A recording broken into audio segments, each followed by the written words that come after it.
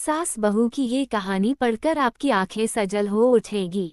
कुछ रिश्ते बहुत मीठे होते हैं, बस बातें कड़वी होती हैं। बहू कहाँ मर गई? अंदर से आवाज, जिंदा हूँ माँ जी। तो फिर मेरी चाय क्यों अभी तक नहीं आई? कब से पूजा करके बैठी हूँ, ला रही हूँ माँ जी। बहू चाय के साथ भजिया भी ले आई। सास ने कहा, तेल का खिलाकर क्या मरोगी? बहू ने कहा, ठीक है माँ जी, ले जाती हूँ। सास ने कहा, रहने दे, अब बना दिया है तो खा लेती हूँ। सास ने भजिया उठाए और कहा, कितनी गंदी भजिया बनाई है तुमने।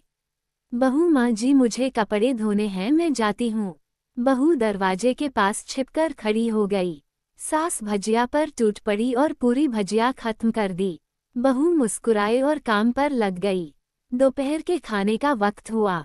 सास ने फिर आवाज लगाई, कुछ खाने को मिलेगा? बहू ने आवाज नहीं दी। सास फिर चिल्लाई, भूखे मारोगी क्या? बहू आई सामने, खिचड़ी रख दी। सास गुस्से से, ये क्या है? मुझे इसे नहीं खाना, इसे ले जाओ। बहू ने कहा, आपको डॉक्टर ने दिन में खिचड़ी खाने को कहा है, खाना तो पड़ेगा ही। सास मुंह बनाते हुए, हाँ तू मेरी माँ बन जा। बहू फिर मुस्कुराई और चली गई। आज इनके घर पूजा थी। बहू सुबह 4 बजे से उठ गई।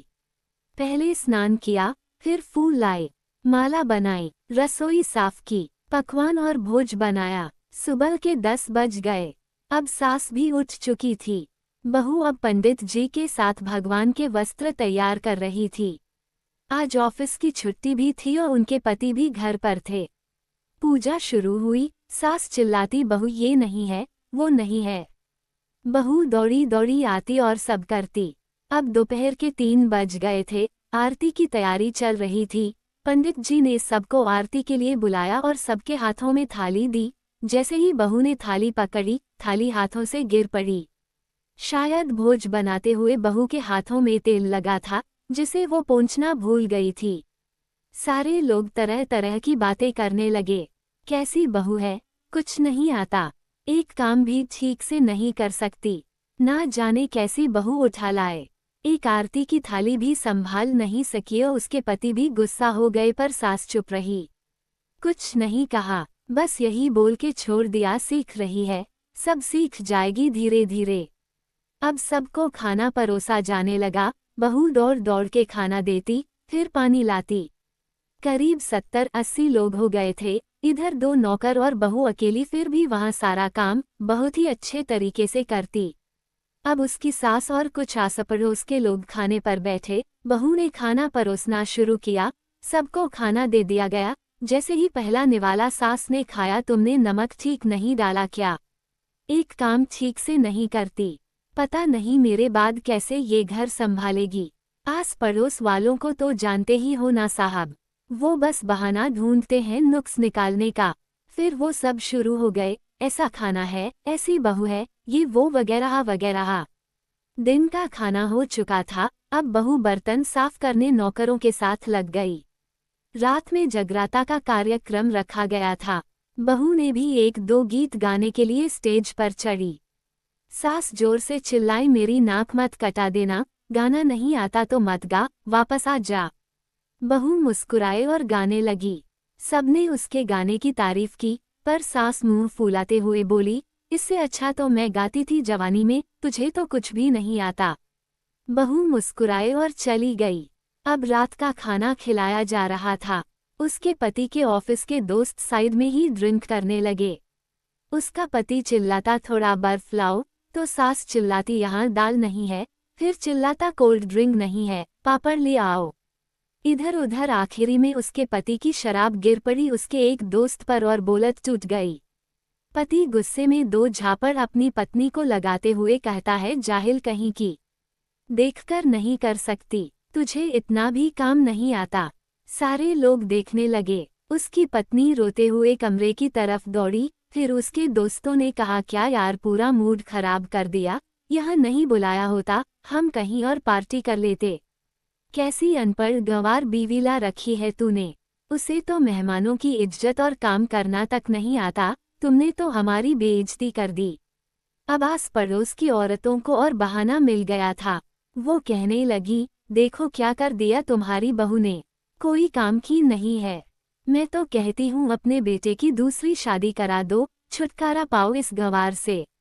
सास उठी और अपने बेटे के पास जाकर उसे थप्पड़ मारा और कहा, अरे नालायक, तुमने मेरी बहू को मारा, तेरी हिम्मत कैसे हुई, तेरी टांग तोड़ दूंगी। उसके बेटे के दोस्त कुछ कहने ही वाले थे कि उसकी माँ ने घूरते हुए कहा, चुप, बिल्कुल चुप।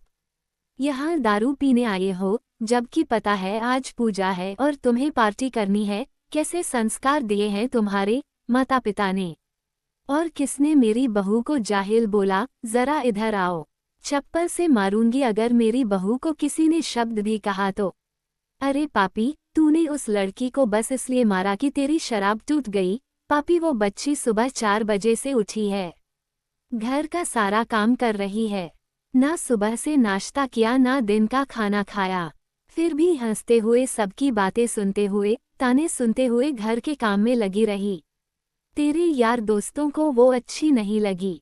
जूते से मारूंगी तेरे दोस्तों को जो कभी उन्होंने ऐसा कहा। उसके यार दोस्त चुपके से खिसक लिए। अब सास बहू के कमरे में गई और बहू का हाथ पकड़कर बाहर लाई। सबके सामने कहने लगी, किसने कहा था अपनी बहू को घर से निकाल के दूसरी बहू ले आना? जरा सामने आओ। कोई सामने नहीं आया। फिर सास ने कहा, तुम जानते भी क्या हो इस लड़की के बारे में? ये मेरी माँ भी है, बेटी भी। माँ इसलिए मुझे गलत काम करने पर डांटती हैं और बेटी इसलिए कभी कभी मेरी दिल की भावनाएं समझ जाती हैं। मेरी दिन रात सेवा करती है, मेरे 1000 ताने सुनती है पर एक शब्द भी गलत नहीं कहती, ना सामने ना पीठ पीछे। और तुम कहते हो दूसरी बहू ले आऊं? याद है ना छुटकी की दादी, अपनी बहू की करतूत? सास ने गुस्से से पड़ोस की महिला को कहा, अभी पिछले हफ्ते ही तुम्हें मियाँ बीवी भूखे छोड़ घूमने चले गए थे। मेरी इसी बहू ने 7 दिनों तक तुम्हारे घर पर खाना पानी, यहाँ तक कि तुम्हारे पैर दबाने जाती थी और तुम इसे जाहिल बोलती हो। जाहिल तो तुम सब हो जो कोयले और हीरे में फर्क नहीं जानते। अगर आइंदा मेरी बहू के बारे में किसी ने एक लफ्ज भी बोला तो मुझसे बुरा कोई नहीं होगा, क्योंकि ये मेरी बहू नहीं, मेरी बेटी है। बहू अंडस को सिसकियां लेते हुए फिर कमरे में चली गई। सास ने एक प्लेट उठाए और भोजन परोसा।